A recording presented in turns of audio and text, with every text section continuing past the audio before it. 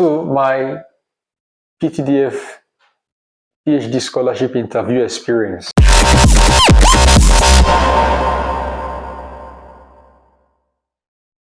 When you are applying for the scholarship, you have to indicate the location you wish to be interviewed. I think you have 6 locations across the 6 geopolitical zones of Nigeria. I was interviewed in Abuja. I arrived at least 30 minutes before 9 a.m. Of course, you have to be there very early. Short, if you can be there 1 hour to the interview time is better, so that you can sit down, relax, psychologically adapt to the environment. Trust me, it goes a long way in helping you relax and burn out that tension and anxiety. So we got there, and I think their security checks begins from the gate. We had to present our means of identification. I think I had my national ID card, I had my international passport, my NIN slip, yep. Of course, if you have been invited for the interview, you will be sent an invitation letter through your mail. So before you go for the interview, you have to print that letter out, because trust me, those guys at the gate, they're going to request you present it. And if you don't present it to them, they will not admit you in. Black and white or colored, any can suffice, and get all the necessary, everything you have during the application process, from your primary school certificate to the documents, your ID cards, any form you filled and printed, any printable form at all that was sent to you during the application process and for the interview. Ensure you print everything. Don't be that heavy.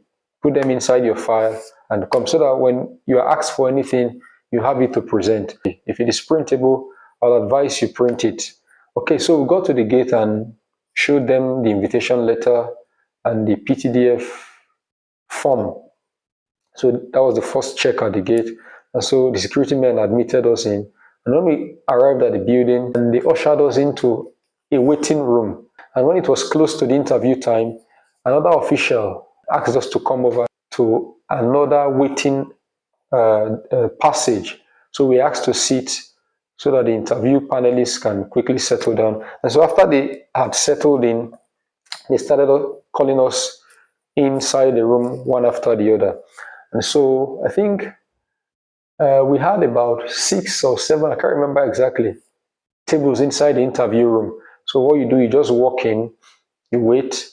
When a particular interviewee is done and is going out, they assign you to that desk. So I think I got in and sat down for about 5 minutes when I was the first to be interviewed on that table. Okay, so when I came, I had a very, very, very, very funny experience.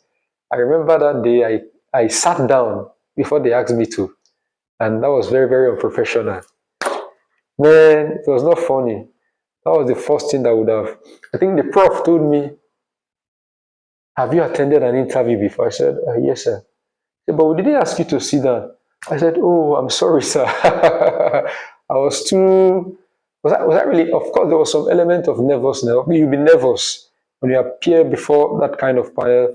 There will be some percentage of anxiety. But I'll advise you, no matter the anxiety, try and douse it off.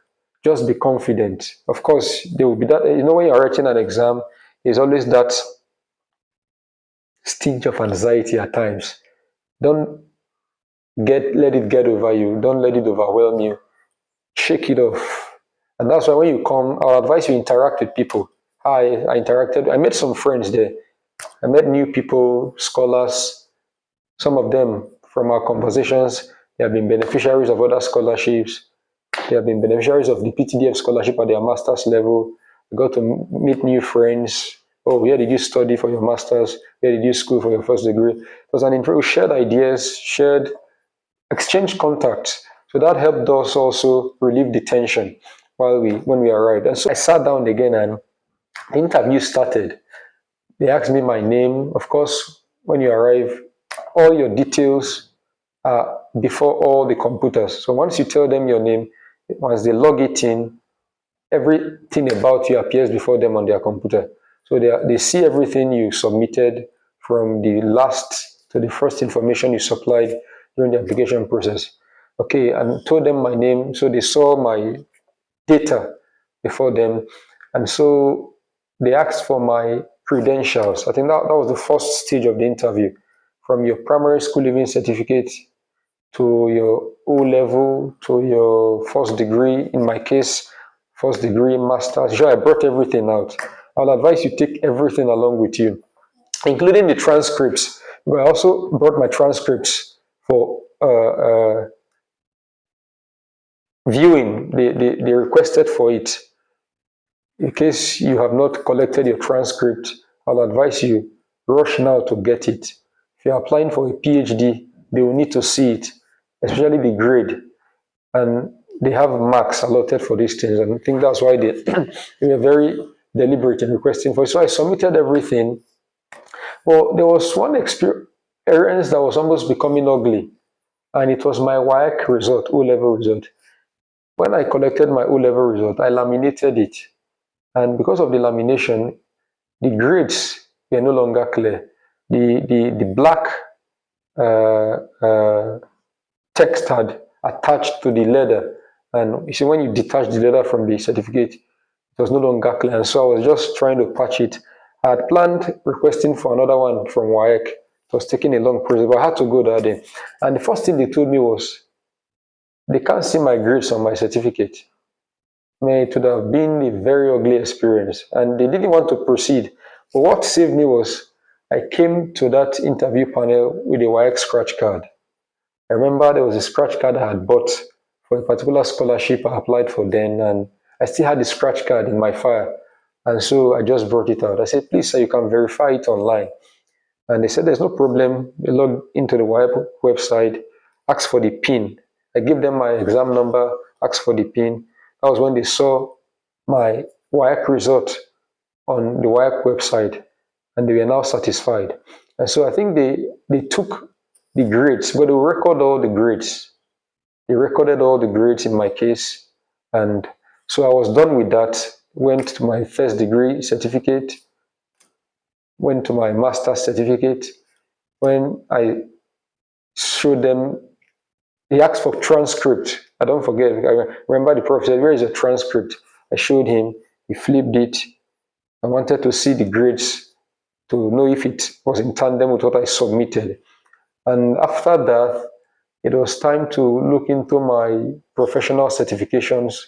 Of course, I think I got there with about 5 or 7. I can't remember exactly.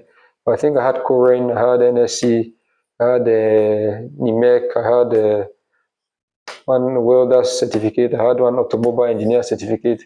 I also had some award certificates that I presented. And so I'll advise you, start getting everything set, start preparing everything. You received an award for, maybe an award of recognition for something you were spectacular in, get it, it will count. Professional qualifications, get it, they will count. And so after submitting them, they were taking all the records. Then it was now time for the interview proper. I presented my proposal. I didn't know you could make changes until that, I think a week or 2 weeks before the interview. The research proposal I had was not directly related to the oil and gas industry. So it could have some application. So I had issues doing that. So I had to prepare a new proposal. And because I could not upload it on my portal, I had brought the hard copies to the panel. And that was what I presented to them. And they looked at it. They started asking me questions. Trust me, those guys are professionals. They are learned scholars themselves. They are very vast in the oil and gas industry, both academically and otherwise. They have the practical knowledge, they have the theoretical knowledge, and so you have to prepare very well. You have to understand what you intend to research on, have a general knowledge, have a broad understanding of the nitty-gritties of your research. It's going to help, because if you don't, you might just be thrown off balance. Now, don't forget that you don't have to know everything. You don't necessarily have to know it more than them. Of course, you can't know it more than them because they are technocrats in the field. They're professors. Some of them have worked abroad, have taught abroad. They've all schooled abroad. And so they may have even studied the course you intend to study. So just be free, come prepared, be ready to learn, and be ready to unlearn. I will say why I said that is you they may have to make some corrections in your proposal, especially depending on the nature of the panel you face, and don't argue with them. That's one thing I didn't do. When they tell you this is not it, you don't have to argue with them.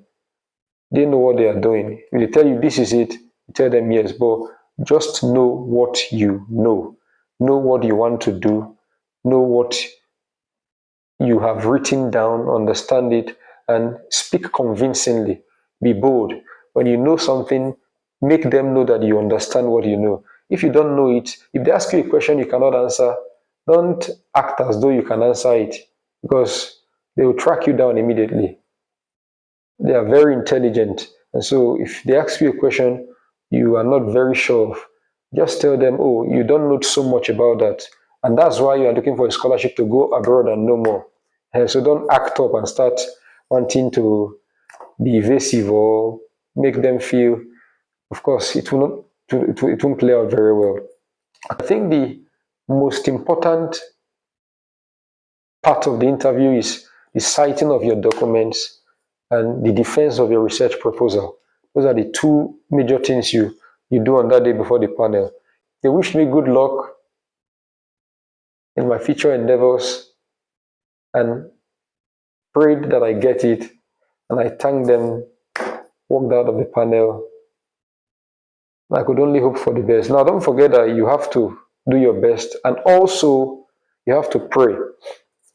Pray for God's grace and God's favor. You know, when you are applying for a scholarship like the PTDF, you're going to be competing with different scholars from across the country, and you just have a limited slot. I think on the portal, every state has a slot of 4 scholars each. So you see a situation where you have tens of scholars, excellent scholars, scholars with distinctions in their masters, scholars with overseas experience, competing for just 4 slots.